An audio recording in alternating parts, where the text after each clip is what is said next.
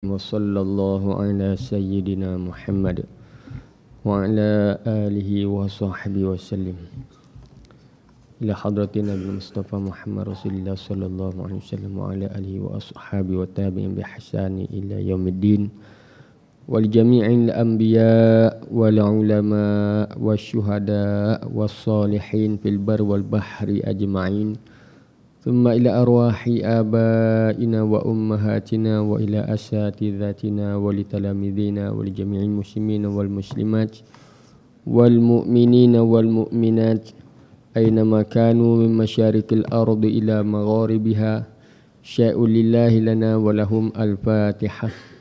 أعوذ بالله من الشيطان الرجيم. بسم الله الرحمن الرحيم. الحمد لله رب العالمين الرحمن الرحيم مالك يوم الدين إياك نعبد وإياك نستعين اهدنا الصراط المستقيم صراط الذين أنعمت عليهم غير المغضوب عليهم ولا الضالين آمين.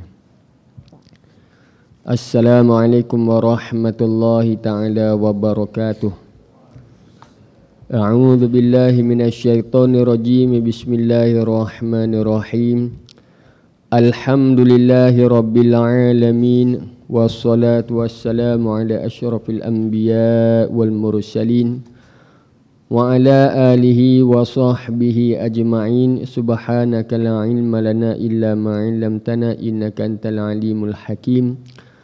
Rabbi syrah li sadri wa yassir li amri wahlul 'uqdatam min lisani yafqahu qawli.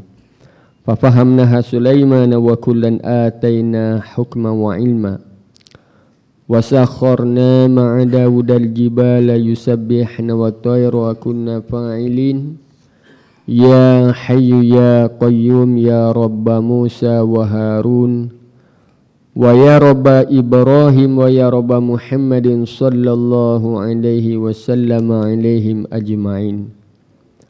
Allahumma rzuqna al-fahma wal ilma wal hikmata wal aqla wal hifza bi rahmatika ya arhamar rahimin. Muslimin muslimat, hadirin hadirat, adik-adik pelajar yang dirahmati dikasihi oleh Allah Subhanahu wa taala. Alhamdulillah katsiran thayyiban mubarakan fih. Kita syukur pada Allah Subhanahu wa taala dengan limpah karunia, taufik dan hidayah daripada Allah Subhanahu wa taala masih diberi peluang kesempatan untuk kita meneruskan kehidupan tambah-tambah istimewa. Kita berada di dalam bulan yang sangat-sangat dinantikan oleh orang-orang soleh. Mereka sangat-sangat menantikan, mengharapkan berjumpa dengan bulan yang penuh dengan keberkatan ini. Ramadan Karim, Ramadan Mubarak. Bulan yang diberkati, bulan yang agung, yang mana kelebihan yang begitu banyak dalam bulan ini. Alhamdulillah. Ini semata-mata daripada anugerah Allah Subhanahu wa taala. Anugerah Allah, kemurahan Allah, kasih sayang Allah. Itu maka rahmatan, syafaqatan, ihsanan daripada Allah Subhanahu wa taala. Kalau kira dengan keadaan kita, kedudukan kita atau semata-mata dengan diri kita ni, tak ada apa-apa. Tidak ada apa-apa untuk menjamin kita ni berada bulan yang mulia ni ataupun kita dipanjangkan usia. Itu maka ada sebahagian daripada saudara-saudara kita di ambang-ambang Ramadan Allah Ta'ala ambil. Allah Subhanahu wa Ta'ala ambil. Sampailah ajal dia kembali kepada rahmat Allah Subhanahu wa taala. Jadi doa kita tercapailah wa ballighna Ramadan, sampaikan kami Ramadan, diulang-ulang Allah taala perkenankan. Allahu akbar. Ini kita banyak-banyak syukur pada Allah Subhanahu wa taala. Jadi pada pagi yang berbahagia ini saya nak petik satu tajuk daripada Risalah Fathur Rahman, syarah bagi risalah Wali Ruslan. Syarah daripada risalah Wali Ruslan, iaitulah kitab Fathur Rahman. Tajuk berkenaan dengan keprihatinan orang arif kepada si salik. Ini satu tajuk ataupun satu perbahasan ilmu sufi ni, masya-Allah. Allahumma salli wa sallim wa barik alaihi. Kata dia, qala al-muallifu rahimahullahu ta'ala wa nafa'ana bi'ulumihi wa 'ulumina fid darain amin ya rabbal alamin. Berkata musannif rahimahullahu ta'ala, mudah-mudahan ilmu dia memberi manfaat, berguna, faedah kepada kita fid daraini, pada dua negeri, ai fid dunya wal akhirah, iaitulah negeri dunia, negeri yang dekat, wal akhirah, dan negeri yang akhir, negeri yang kemudian, iaitu akhirat. Kata dia orang yang arif. Arif ni bahasa Arab. Arif kita terjemah dengan mengenal. Nampak tak? Arif maknanya apa? Mengenal. Dia beza. Walaupun pada lughah dia terbenar dengan alim. Alim, arif. Pada lughah sama. Tapi secara khusus pada hantaran ilmu dia akan berbeza. Alim, apa makna alim?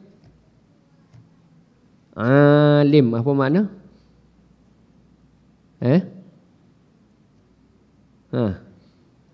Kita dok panggil alim tu, orang alim tu.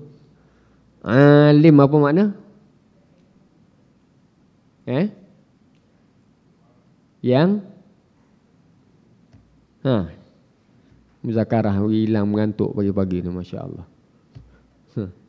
Alim biasa sebut, biasa guna.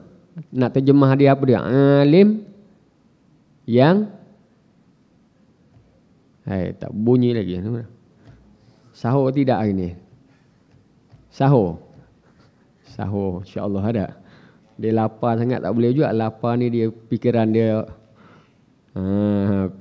tak masuk. Kalau kenyang steady sikit. Cuba alim terjemah dengan yang berilmu. Yang berilmu. Ilmu tu bahasa Arab lagi dah. Yang berilmu, yang mengetahui. Yang mengetahui.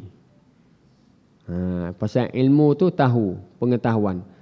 Jadi yang alim, yang berilmu boleh. Tapi Melayu kita lagi, yang mengetahui. Jadi arif yang mengenali. Beza tak? Yang mengetahui dengan yang mengenali. Ada beza tak? Mengetahui, mengenali. Di antara mengetahui dengan mengenali, mana yang lebih dalam lagi? Mana yang lebih dalam maknanya? Yang mengenali. Saya tahu, saya kenal. Saya tahu nampak umum, saya kenal. Melayu sama je pada lughah. Pada lughah sama je. Maknanya samanya, tapi secara halusi mengenali ni saya kenal. Jangan risau, saya kenal. Jadi maknanya lebih dalam lagi. Jadi tu kata dia orang arif. Tengok keperhatian, kita faham lughah tadi dulu. Keprihatinan orang arif kepada si salik. Siapa pula salik? Ni istilah-istilah sufi ni. Salik asalnya salaka. Salaka. Yasluku. Suluk. Fahuwa salik. Wadhaka masluk. Sayrus salikina. Kan suluk. Suluk tariqah. Jadi salik maknanya orang yang berjalan. Berjalan itu menempuh perjalanan. Kalau masya berjalan, zahaba pergi, kan? Masya yamshi, zahaba yazhabu, orang yang pergi. Tapi kalau salaka ni orang yang menempuh, dia pergi juga tapi dengan cara menempuh rintangan. Jadi dalam istilah sufi ni, kalau orang yang sibuk beribadah, beribadah dia, masa dia untuk mendampingkan diri dengan Allah, banyak rintangan dia. Gangguan, macam-macam gangguan, halangan macam-macam. Dalam rumah dia macam-macam halangan. Halangan dalam rumah lagi, siapa dia? Anak-anak isteri dia.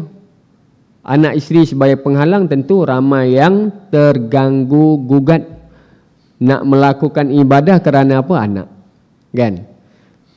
Yang paling utama terganggu hubungan dia dengan Allah ataupun ibadah dia, terganggu hubungan dia dengan Allah dengan sebab anak. Di antara ahli keluarga tadi, siapa yang paling kuat gangguan? Yang terkesan dengan anak ni, dia tak dapat melakukan ibadah dengan masa betul ke ataupun dengan sempurna. Di antara ahli keluarga tadi, siapa yang paling kuat ujian dia ataupun rintangan dengan sebab anak? Siapa dia? Siapa dia? Dalam rumah, kan? Dalam rumah, mak ada, ayah ada, suami isteri, anak-anak dewasa, anak angah ada, kemudian anak kecil ada. Jadi dengan sebab anak ni, dalam ramai-ramai ni, siapa yang paling terganggu ibadat dia? Siapa dia? Mak dia, kan?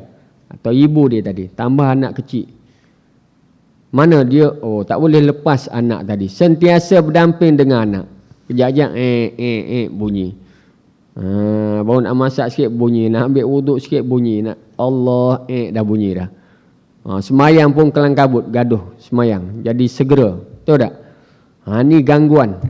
Anak ni sebagai pengganggu lah, kita kata. Innama amwalukum wa auladukum fitnah. Sesungguhnya harta kamu dan anak pinak kamu itu adalah fitnah, cobaan. Jadi kalau begitu memang terganggu. Tapi dalam istilah sufi ni, maknanya itu contoh bagi pihak ibu. Pihak laki-laki, pihak suami atau pihak bapa pula pun ada gangguan dia. Dengan kerja dia, dengan nak urus anak-anak setengah tu, tambah anak sekolah, nak hantar anak sekolah, gangguan juga. Betul tak? Anak sakit pula, jadi kena usung sana usung sini, sibuk ke klinik. Jadi itu gangguan, sedangkan dia nak ibadah. Masa dia nak semayang, contoh dia nak semayang berjemaah lah, masa itulah anak ni nak kena pergi klinik, contoh. Tengok.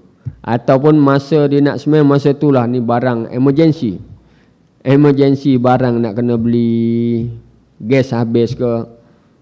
Kalau boleh atur selesai-selesai semayang, tu lebih bagus lah. Tapi ada kala setengah-setengah tu, ini emergency, tak boleh kena selesai tu, terpaksa terlewat berjemaah ataupun terluput jamaah. Tapi salik ni macam mana pun dia tempuh. Tempuh apa makna? Dia teruskan ibadah dia dengan halangan yang sedang dihadapi, dia dapat tepis. Ni salik.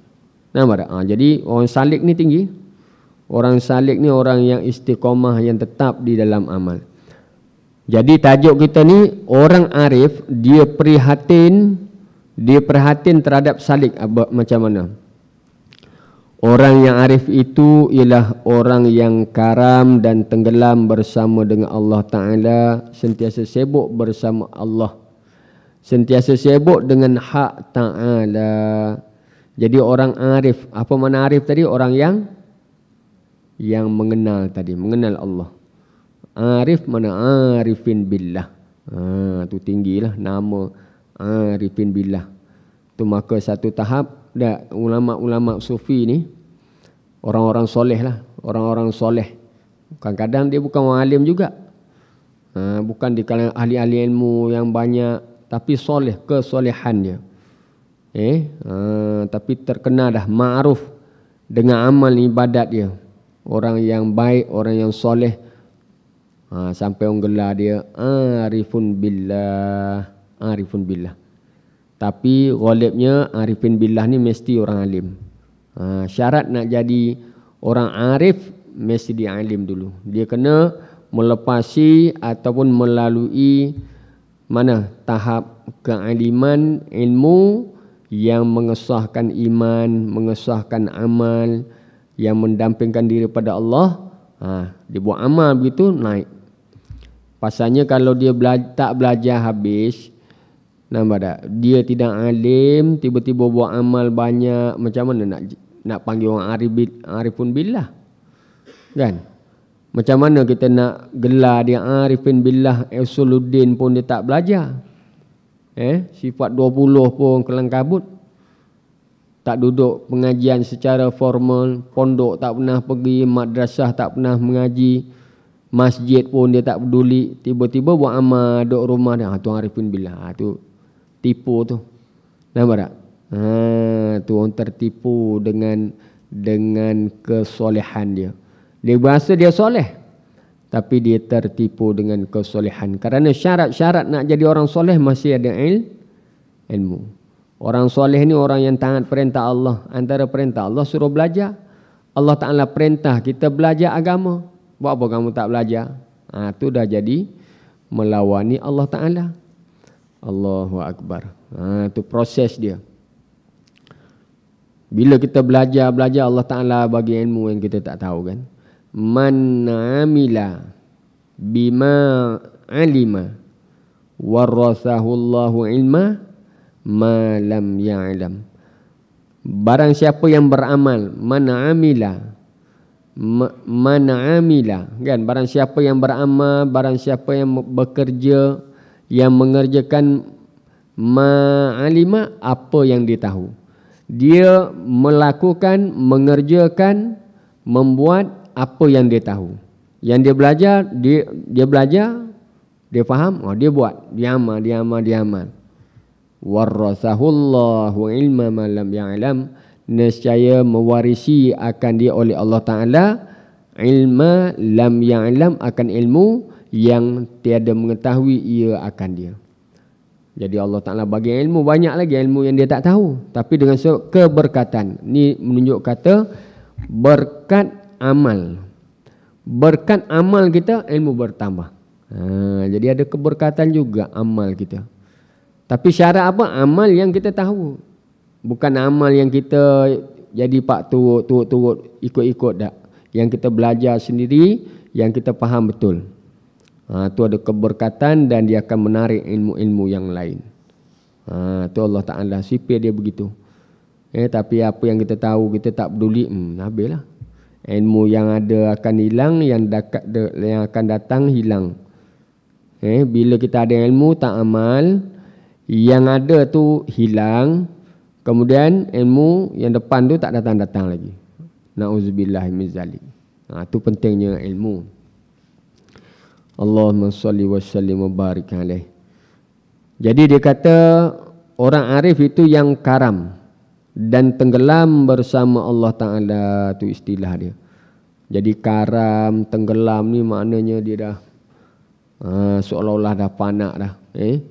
Dia sentiasa bersama Allah Ta'ala, sentiasa sibuk dengan al-haq, daripada segala perkara yang lain selain dia saja. Itulah arif. Arifun billah ni orang yang tenggelam dengan Allah. Hati dia dah bersama ma'iyatullah. Hati dia dah bersama Allah, dah ingat Allah. Duduk dia, berjalan dia, berdiri dia, berbaring dia ingat Allah Ta'ala saja. Tak ada dah. Hati itu memang tempat bagi Allah. Hati tempat bagi Allah. Dengan mana tempat mengingati Allah. Bukan Allah ada dalam hati kita. Allah tidak bertempat. Allah bukan zat yang berjisim. Tapi jadi tempat ingatan. Hati ini tempat ingatan, maka ingatan yang utamanya ialah ingat Allah. Ala bizikrillahi tatma'innul qulub. Ketahuilah dengan mengingati Allah tenang oleh jiwa-jiwa. Tatma'innul qulub. Tetaplah oleh semua hati-hati. Itu dia. Dia melihat bersama dengannya, iaitu dengan nur Allah Ta'ala kepadanya, al-haq Ta'ala. Jadi dia melihat bersama dengannya. iaitu dengan nur Allah Ta'ala kepadanya, sehingga tersingkap dan terbuka tabir kelalaian daripada hatinya. Selagi anda sentiasa kekal bersama dengan anda bersama dengan dirimu. Jadi orang yang arif ni orang dah tak ada dah, dia ni hati dengan Tuhan je. Kesibukan dia ni dengan Tuhan saja. Dia adalah manusia sampai tahap ni, cinta dengan Allah. Wallazina amanu asyaddu hubban lillah. Dan orang-orang yang beriman itu ialah bersangatan nisbah cinta kepada Allah. Orang mukmin ni cinta dia sungguh-sungguh. Cinta dia kepada Allah ni memang kemuncak lah. Kasih sungguh kepada Allah. Allahu Akbar. Cinta sungguh pada Allah. Likulli syai'in alamah. Likulli syai'in alamah. Tiap-tiap suatu ada alamat, ada tanda. Tiap-tiap suatu ada tanda. Wa alamatul mahabbah. Apa dia? Wa alamatul mahabbah, dan tanda cinta itu ialah at-ta'ah. Tanda cinta ialah ta'at. Nampak tak? Jadi kalau kamu kata kamu cinta, kamu cinta aku, apa dalil dia? Nampak tak? Kita sama manusia. Kalau dia kata sama dia, cinta sama dia. Laki-laki perempuan ni kata cinta sama dia. Jadi dalil dia cinta ni mesti dia sanggup mengikuti, taat. Nampak tak?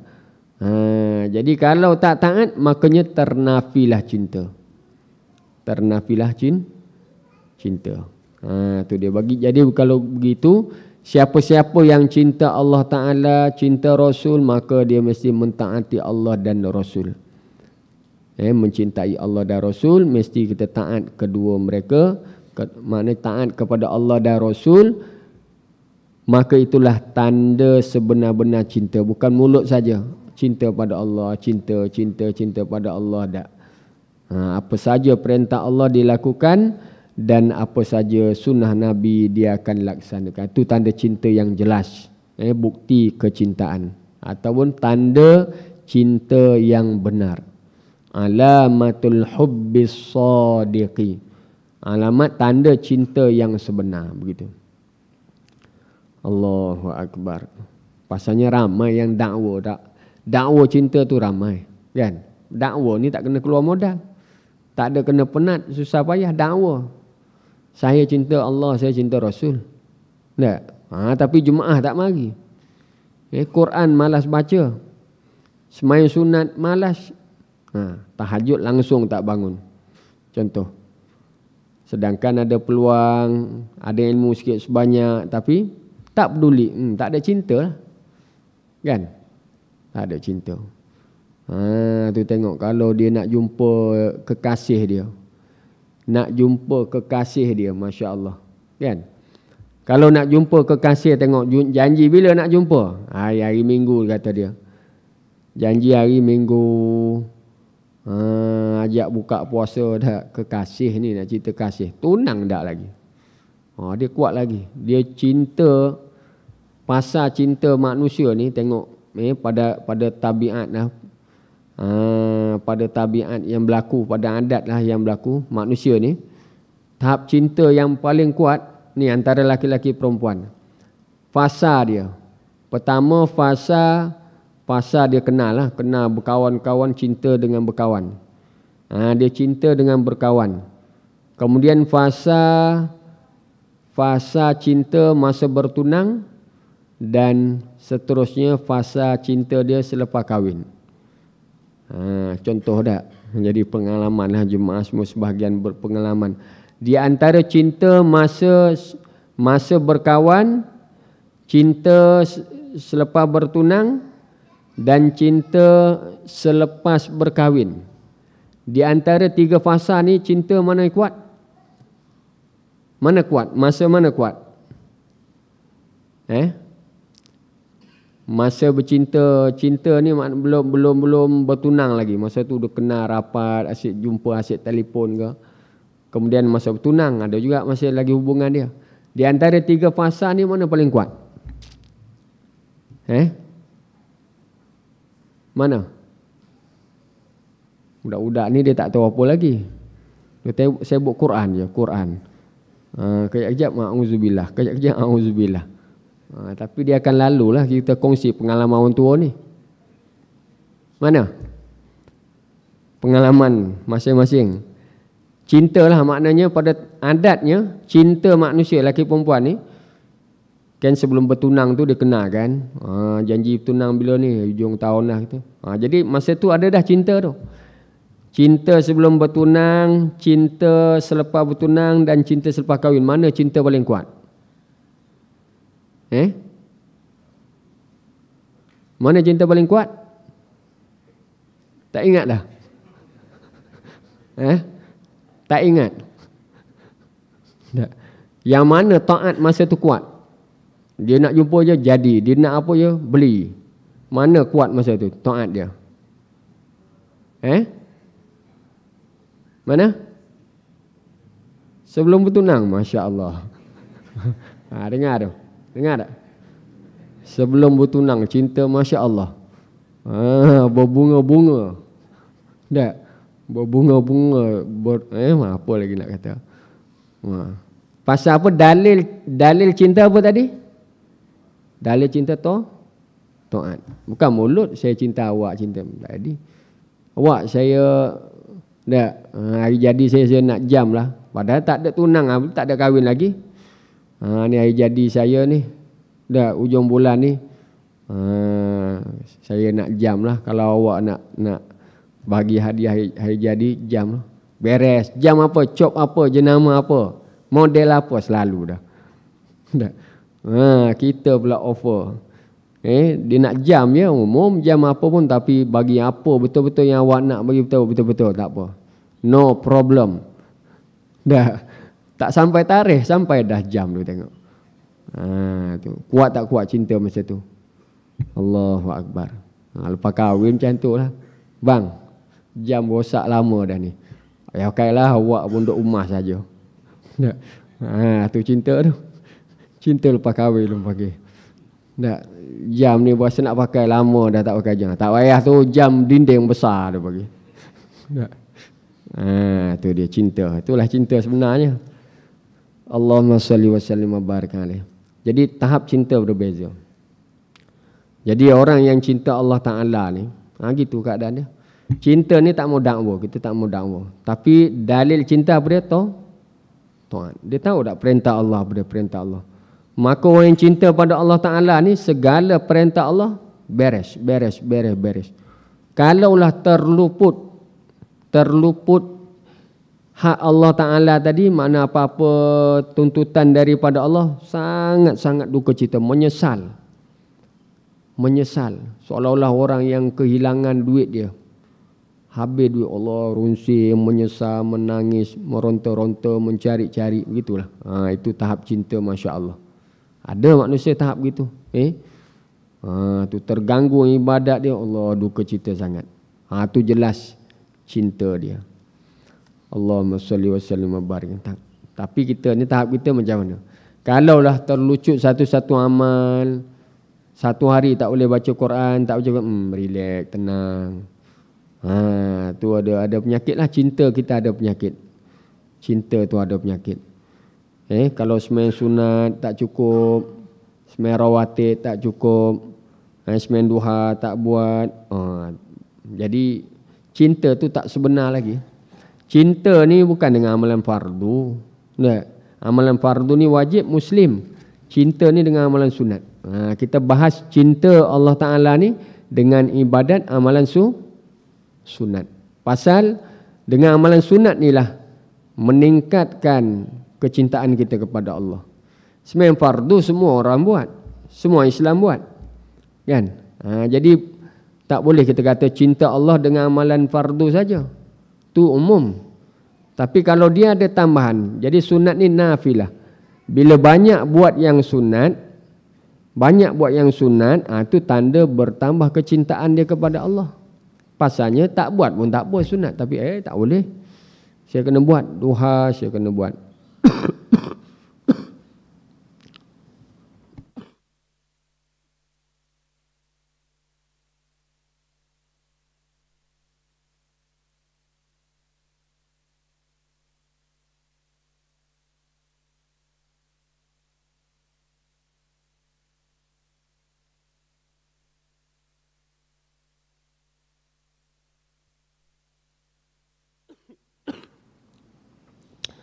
Allahumma salli wa sallim wa barik alaihi.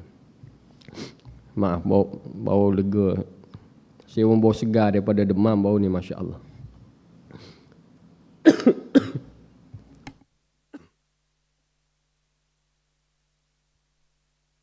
Allahumma salli wa sallim wa barik alaihi. Hari Jumaat baru balik daripada pondok. Hari Jumaat sampai Selayang. 2-3 hari sebelum tu terbaring di pondok di Kota Baru, demam, panas terik. Kota Baru ni panas pelik sikit. Hantar budak sekolah pun pakai visor, panas kuat. Dia terbaring 2-3 hari ni pun lega-lega sikit dah, ada batuk sikit, masya-Allah. Allahumma salli wa sallim wa barik alaihi. Jadi tanda cinta kita kepada Allah Ta'ala ni, tanda cinta kita kepada Allah Ta'ala banyak yang sunat. Seronok buat yang sunat. Buat yang sunat tak tinggal. Apa keadaan sekalipun. Cari. Dia mencari ataupun kita kata dia akan mencelah lah. Macam mana pun dia akan usaha.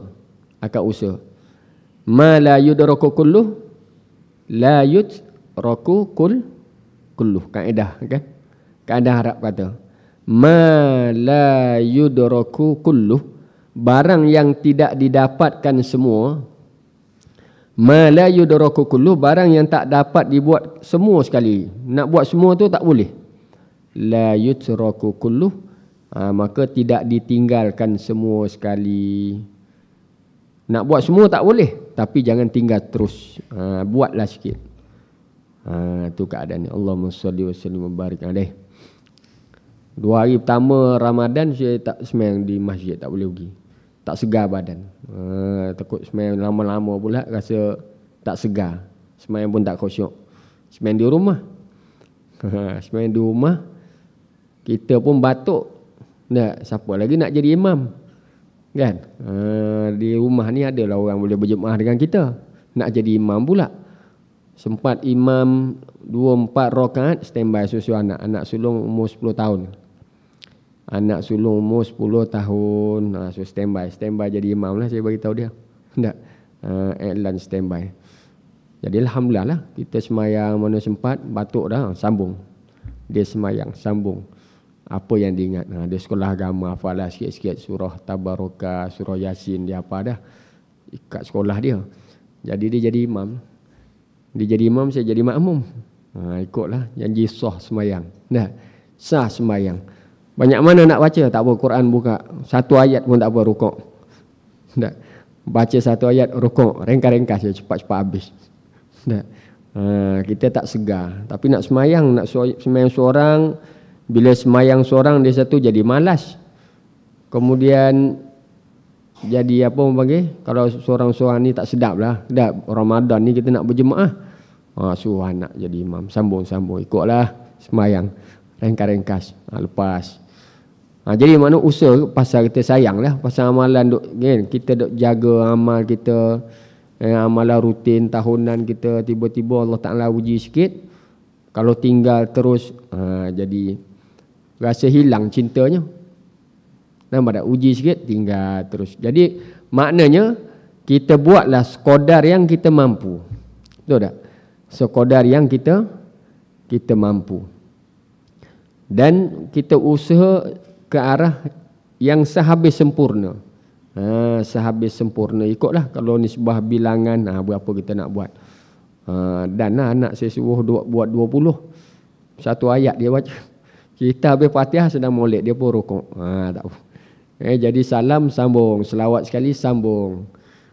Cukuplah 15 minit, 20 minit habis 20 rakaat. Nak sembahyang lama-lama pun tak boleh. Rasa tak segar badan.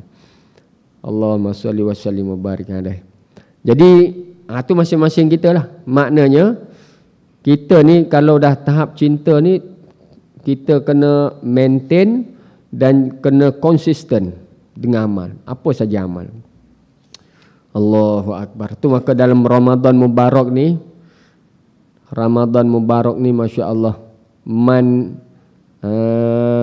taqarraba fihi bi khoslah minal khairi kana kaman adda faridah. Barang siapa yang mendampingkan diri kepada Allah bi khoslah, dengan satu perkara, minal khair. Perkara tu apa? Minal khair, umum. Satu perkara yang kamu buat, tapi perkara itu daripada kebaikan. Ikutlah apa-apa kebaikan. Sudut harta, sudut perkataan kamu, kebaikan, sudut tenaga kamu. Karena kaman ada faridah. Seperti buat satu fardu. Semua amalan sunat jadi fardu. Zikir, satu selawat jadi pahala apa? Pahala baca bismillah dalam sembahyang ke fardu. Selawat fardu. Tasbih kamu subhanallah alhamdulillah wala ilaha illallah wallahu akbar, fardu. Tasbih lepas sembahyang. Lepas sembahyang berapa kali tasbih? Lepas sembahyang 33 kali kan? 33 kali pahala fardu. Alhamdulillah lagi, Allahu akbar lagi. Tu jangan tinggal. Nampak tak? Kita kena cukup 5 waktu, jangan tinggal tasbih, tahmid, takbir, ayat kursi lagi bagi. Masya Allah. Tak ada dah, semua amalan fardu. Sepanjang hari, sepanjang bulan, amalan kita ni pahala fardu. Kaya kita ni. Nampak tak? Kaya. Tu seolah-olah kalau kita kata amalan kita sebelum Ramadan, pahala dia apa? Pahala dia besi lah. Besi tapi kilo sekian-sekian. Zikir selepas sembahyang. Pahala dia 5 kilo besi. Nah, contoh 5 kilo besi pahala selepas sembahyang. Zikir wirid tu. Tapi bulan Ramadan 5 kilo emas dia bagi. Emas. Allahu Akbar. Tu nilai. Maknanya jangan kita malas lah. Jangan kita malas. Maknanya amalan yang dah rutin dengan wirid tu, teruskan. Yang mana sebelum ni wirid pun tak habis, duduk. Tu maka dalam Ramadan dia kata apa? Iksaru sadaqah, iksaru tilawah, iksarul ibadah. Tu dia kata dalam kitab. Iksarus apa tadi? Iksarus sadaqah, banyakkan sedekah. Dan makna rata-rata bulan Ramadan ni semangat bersedekah. Kan? Semangat bersedekah. Bersedekah ni macam-macam hal, panggil keadaan, kelakuan dia. Sedekah yang utamanya fakir miskin. Cari orang fakir miskin, kalau boleh kita ada senarai. Kalau ambil perhatian ni dia ada senarai. Nampak tak? Biasa adalah senarai pada ketua kampung ke. Nampak tak? Ketua kampung biasa dia ada senarai dia. Makna orang peringkat mukim ataupun surau sendiri saya ada. Tak? Surau sendiri ada senarai fakir miskin. Tahulah kalau sini semua orang kaya, Masya Allah. Kan? Tak adalah. Kalau tempat-tempat perumahan biasa ni ada senarai fakir miskin, ibu tunggal ke seumpamanya, senarai anak yatim. Tu kita biar ada list tu lah. Nampak tak? List peribadi kita ada. Tanya pengurusi surau ke macam mana, ada tak senarai fakir miskin asnaf dalam kawasan kita ni? Saya nak senarai nama dia. Buat apa? Nak bantulah. Bukan nak tengok saja nama tu. Jadi maknanya sedekah utamanya sedekah fakir miskin. Ini menghampirkan kesolehan kepada Allah. Tak apa, bukan nak bantu semua pun, dah mampulah. Ambil 2-3 orang bantu. Ada masa lain pula bagi orang lain pula. Gitu. Ataupun bagi seorang sikit semua dapat, boleh juga. Allahumma salli wa sallim wa barik alaih. Malah ulama kata nak bantu orang kafir pun boleh. Tak ada masalah. Harus kita bersedekah kepada orang kafir. Tapi syarat kafir yang tidak menentang Islam. Bukan kafir harbi. Maknanya mereka pun hamba Allah, umat Nabi. Cuma hidayah belum sampai. Hidayah belum sampai. Tapi dia betul miskin. Dia perlu kehidupan. Boleh. Bagilah sumbangan sikit pada dia. Tak. Nyonya ke ni ambillah sikit. Beli-beli makan. Itu ihsan kita kepada dia. Masalah dia dengan Tuhan tu cerita lain lah. Kan? Boleh. Maknanya keharusan kita membantu fakir miskin di kalangan orang-orang kafir. Boleh juga. Tapi syarat tadilah bukan kafir yang menentang, kafir harbi itu tak boleh. Itu biar dah lapar mati tak apa. Jadi maknanya tahap membantu dan sedekah. Bila kata sedekah ni, sedekah yang paling afdal apa dia? Bentuk apa sedekah yang paling afdal? Sedekah yang paling afdal bentuk apa? Ni pasal ulama bahas. Ulama bahas. Kita nak sedekah apa yang paling afdal? Hantar kek pisang ke? Cok kodok ke? Sedekah apa afdal? Apa dia? Apa dia? Kuat sikit. Allah, sahur banyak dah tadi ni. Tak apa, cubalah kita muzakarah. Sedekah apa yang paling afdal? Mana bentuk apa yang afdal? Makanan. Makanan apa dia? Sik tomato ke? Ruji. Tak apalah. Jawapan macam-macam tak. Tapi ulama ialah secara umumnya benda yang paling mustahak. Yang paling mustahak jadi asas kehidupan. Yang mustahak yang menjadi asas kehidupan apa dia?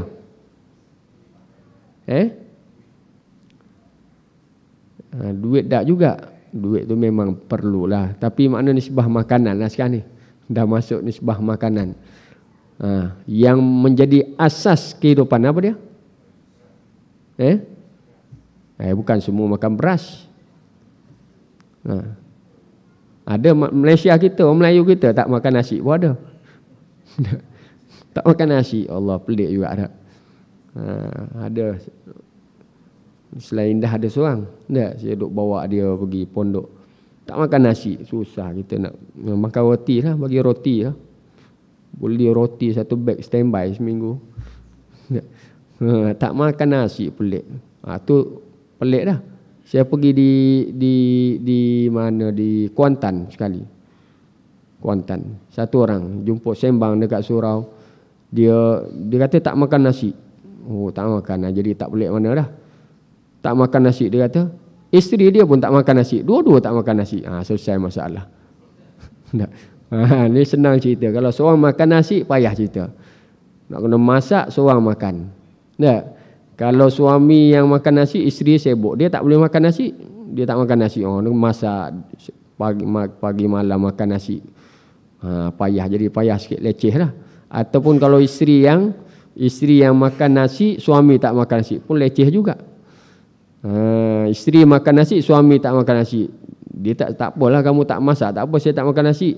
Tapi isteri nak kena makan nasi. Awak masak sendirilah, awak nak makan. Dia pula malah kena beli.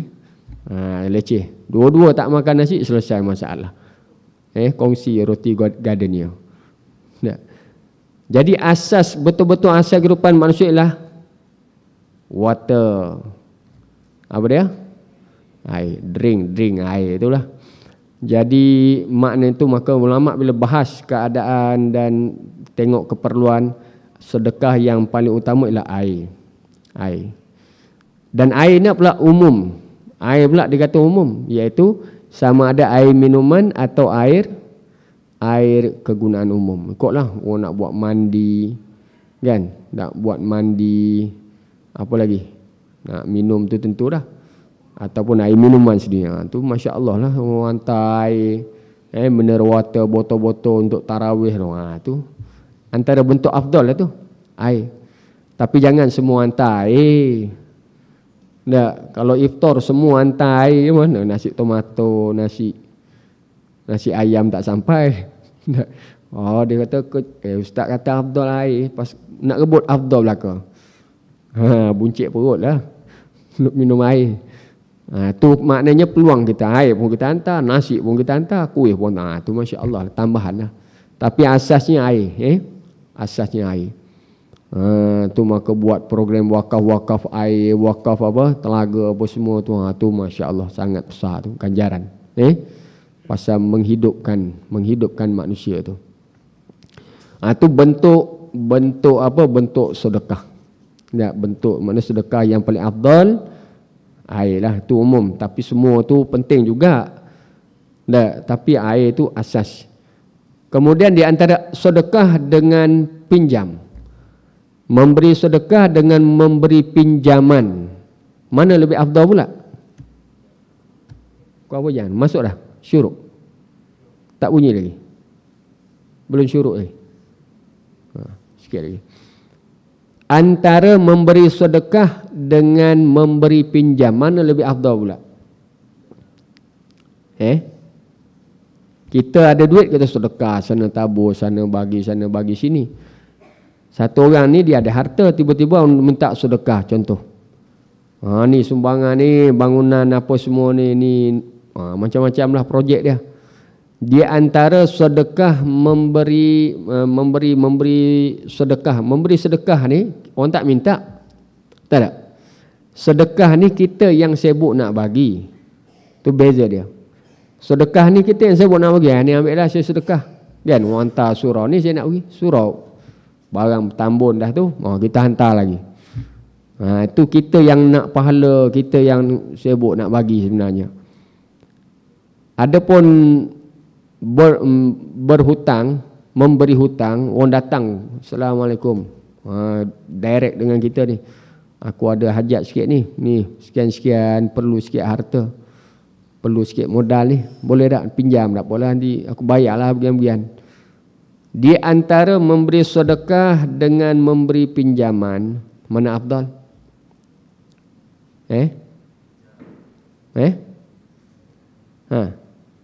Cepat. Mana yang afdal? Kita nak cerita afdal ni, agama ni ada afdal. Dia ada yang utama. Mana afdal? Beri pinjam. Jadi kalau kita lihat sedekah, kadang-kadang orang tak perlukan. Yang kita sedekah tu kadang-kadang dia tak perlukan. Dia tak terdesak. Dengan mana dia tak terdesak? Dia pun ada dah. Contoh surau, contoh malam Jumaat, kan? Malam Jumaat kita nak jamu. Buat nasi bungkus ke, pulut kuning ke, letak surau.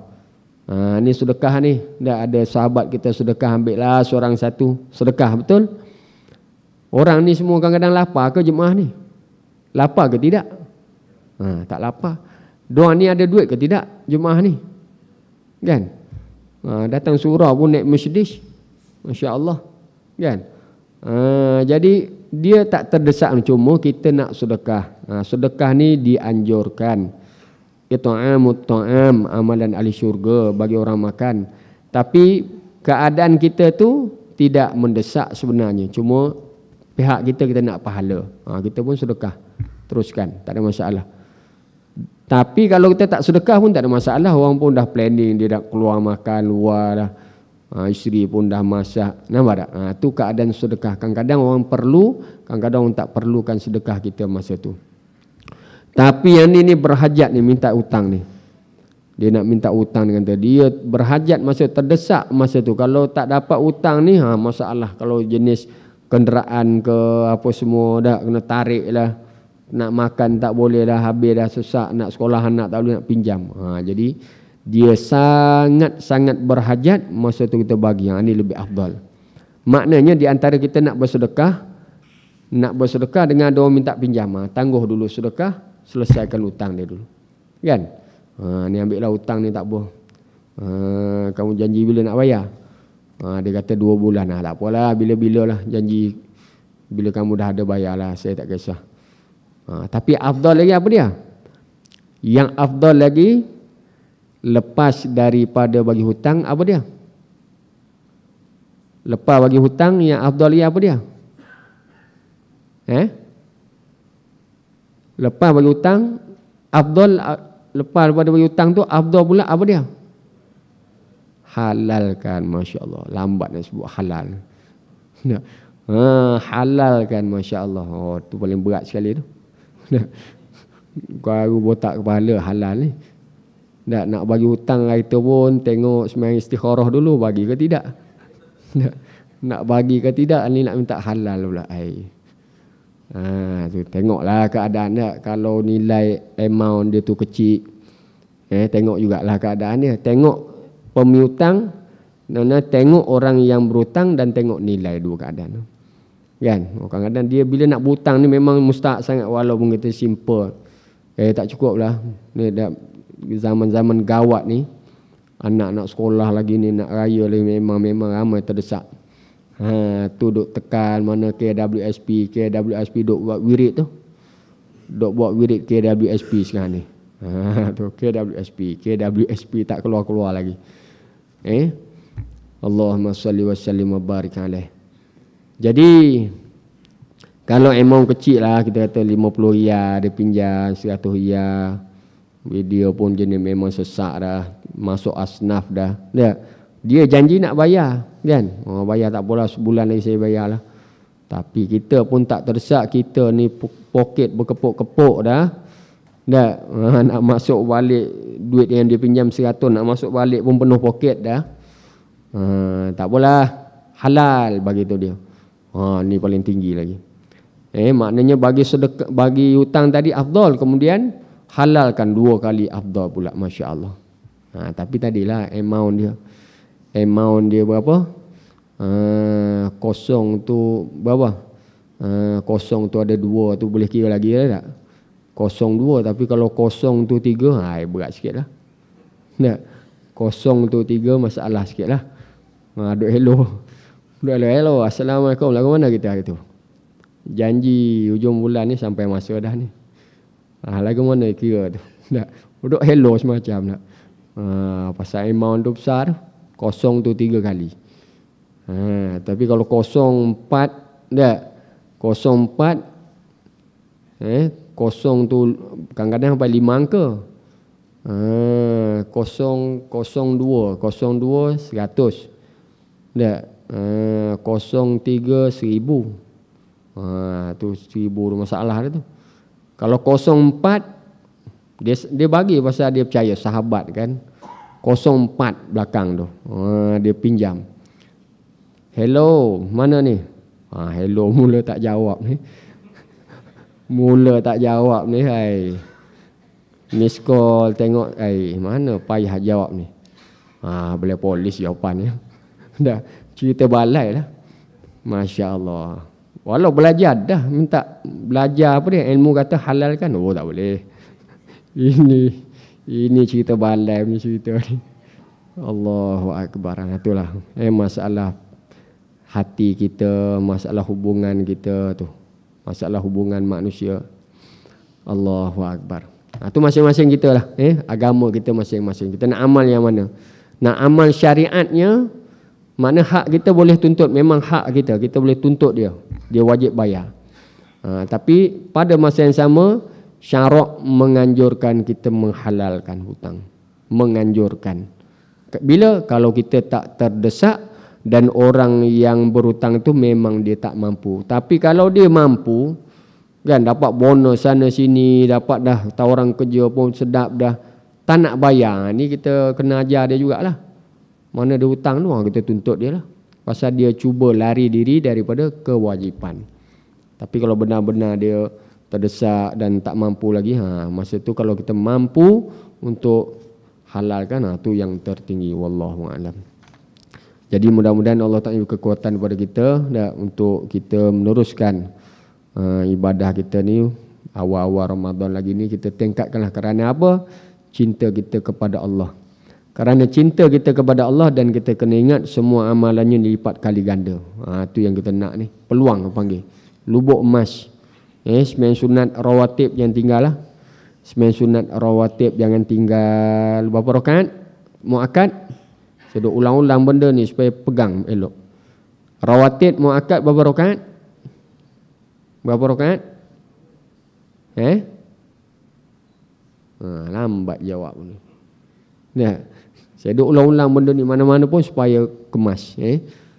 Dia khilaf 10 atau 12. Iaitu fajar, sunat sebelum fajar 2, sunat sebelum zuhur 2, dan selepas zuhur 2. Kemudian asar tak ada. Tak ada muakkad. Tapi ada sembahyang sunat. Nah, Qabliyah tu tapi tidak kuat lah. Tapi kalau nak buat juga buat 4, dia ada fadilat besar. Sebelum asar 4 rakaat, kalau berasa 2 nak buat banyak, buat 1 salam pun tak apa. Tak ada masalah. Sembahyang sunat 4 rakaat 1 salam. Saya pun biasa kadang-kadang buat macam tu je, jadi ringkas sikit. Tapi afdal buat 2 rakaat 2 rakaat. Mana usul dia saja aku sembahyang sunat asar 4 rakaat. Tak, kerana Allah Ta'ala. Dia tak ada muakkad, ghairu muakkad lah. Makna kalau tak ada muakkad, dia jadi ghairu muakkad. Aku sembahyang sunat asar 4 rakaat ghairu muakkad kerana Allah. Buat sekali, one shot, 1 salam. Jangan buat tahiyat awal. Sembahyang sunat tak ada tahiyat awal. Nah, lu mau tahiyat awal ada juga, ada jemaah. Ada jemaah saya duduk mengajar masjid pondok tu, kan, masjid pondok Maghrib. Makcik tu tahan. Ustaz, macam mana tahiyat awal? Saya biasa buat 4 rakaat. Saya nak buat 4 rakaat tahiyat awal saya buat. Mana ada tahiyat awal makcik? Tak ada. Tahiyat awal tidak ada pada sembahyang sunat. Buatlah berapa rakaat pun. Tahiyat awal ni untuk solat fardu. Makna boleh kita kalau nak sembahyang sunat banyak, kalau nak 2-2 jadi segan, buat 4 rakaat sekali. Qabliyah sama juga. Kemudian asar tak ada. Subuh 2 rakaat, zuhur sebelum selepas 4, asar tak ada, maghrib ba'diyah, isyak ba'diyah 10 rakaat. 10 rakaat ni jaga sungguh-sungguh. Nak tambah lagi, apa dia? Buat 4. Sebelum zuhur buat 4, lepas zuhur buat 4, itu jadi tambah ghairu muakkad. Itu masing-masing lah kan nak jaga. Bangun tahajud pula. Tahajud buatlah. Nabi buat 13 rakaat tahajud. Jangan sahur tinggal tahajud, rugi. Sahur ni biar hujung-hujung sikit. Pahala sunat pula hujung-hujung. Kalau sahur awal makan sambung tidur, kan? Sambung tidur subuh berat sikit. Jadi bangun awal tak apa. Sahur standby awal tapi semayang dulu, tahajud dulu. Tahajud biar kita makan sahur, break kita makan tu adalah peluang 15 minit persiapan subuh. 15 minit. Nampak tak? Kalau nak makan sahur awal sikit, makna pukul 5 ke tak ada masalah, dah biasa pakai keluarga pukul 5 sahur. Lepas sahur sembahyang. Tak apa, tak ada masalah. Tapi sunatnya hampir subuh. Sahur supaya apa, tenaga tu lebih terjana. Tu antara faedah dia. Kita maknanya tenaga kita ni kita charge tu rapat dengan subuh dapat charge. Tapi kalau charge awal dia dah makna power tu dah kurang dah sikit, dah guna. Kemudian bila berbuka kena segera. Pasal apa? Tenaga banyak hilang dah. Berbuka ni syarat nak kita tenaga tu cepat sampai makan buah tamar menjana balik. Tapi cepat buka puasa tak payah hajar lah. Segera tu tak payah hajar. Tak, insya-Allah ada. Tok Bilal baru sampai motor dia buah tamar pegang dah. Tok Bilal baru nak parking motor buah tamar pegang dah. Tu semua pandai pakar belaka dia. Wallahu a'lam. Mudah-mudahan Allah beri kekuatan, kepahaman kepada kita, dapat sempurnakan ibadah, diterima semua amalan kita, dan mudah-mudahan Ramadan pada tahun ini menjadi amalan yang lebih baik, lebih sempurna daripada yang lalu. Wallahu a'lam. Lebih kurang minta maaf sekiranya ada kekasaran, kekurangan. Kita jumpa akan datang insya-Allah. Lepas raya lah. Akan datang lepas raya lah. panjang umur insya-Allah, sebulan sekali. Wallahu alam. Insya-Allah tengok kalau ada rezeki. Pasal saya ni cuti, ayah saya ni uzur. Saya batalkan program-program pondok semua, mungkin banyak Ramadan saya sini. Ayah saya diabetes, potong kaki baru ni. Umur banyak dah, 87. Jadi keuzuran benar lah, tak boleh bangun apa semua, jadi saya kena khidmat lah, kena bersama. Jadi banyak masa ni, banyak masa free. Free banyak lah. InsyaAllah lah tengok ada kesempatan lagu ni insyaAllah. Wallahu alam. Bismillahirrahmanirrahim. Alhamdulillah wassalatu wassalamu ala asyrafil anbiya wal mursalin wa ala alihi washabihi ajma'in. Allahumma faqihna fid din wa 'allimna al-kitaba wa sunnah wa ta'wila wal hikmah wa ma yanfa'una fid dunya wal akhirah. Wa hadina ila sawa'is sabil. Allahumma a'inna ala dzikrika wa syukrika wa husni ibadatik. Allahumma barik lana fi Ramadan bi rahmatika ya arhamar rahimin. Allahumma a'inna ala dzikrika wa syukrika wa husni ibadatik. Allahumma inna nas'aluka min khairi kulli ajili wa ajili ma 'alimna min wa ma lam na'lam wa na'udzubika min syarri kulli ajlihi wa ajli ma 'alimna min wa ma lam na'lam. Allahumma inna nas'aluka al-jannah wa ma yuqarribu ilaiha min qawli wa 'amali wa niyyati wa i'tiqad wa na'udzubika minan nar wa ma yuqarribu ilaiha min qawli wa 'amali wa niyyati wa i'tiqad. Allahumma inna nas'aluka min khairi ma sa'alaka minhu 'abduk wa rasuluka wa habibuk Muhammadun sallallahu alaihi wasallam wa na'udzubika ma sta'adzaka minhu 'abduk wa rasuluka wa habibuk Muhammadun sallallahu alaihi wasallam. Allahumma wa ma qadaita lana min amrin faj'al 'aqibatahu rusyda. Rabbana zalamna anfusana wa illam taghfir lana wa tarhamna lanakunanna minal khasirin. Allahumma inna nas'aluka 'ilman nafi'a wa rizqan wasi'a wa shifaa'an min kulli da' wa shifaa'an min kulli da' wa shifaa'an min kulli da'. Rabbana atina fid dunya hasanah wa fil akhirati hasanah wa qina azaban nar. Wa sallallahu ala sayyidina Muhammad wa ala alihi wa sahbihi ajma'in. Subhana rabbika rabbil izzati amma yasifun. Wa salamun 'alal mursalin walhamdulillahi rabbil alamin. Assalamualaikum warahmatullahi taala wabarakatuh.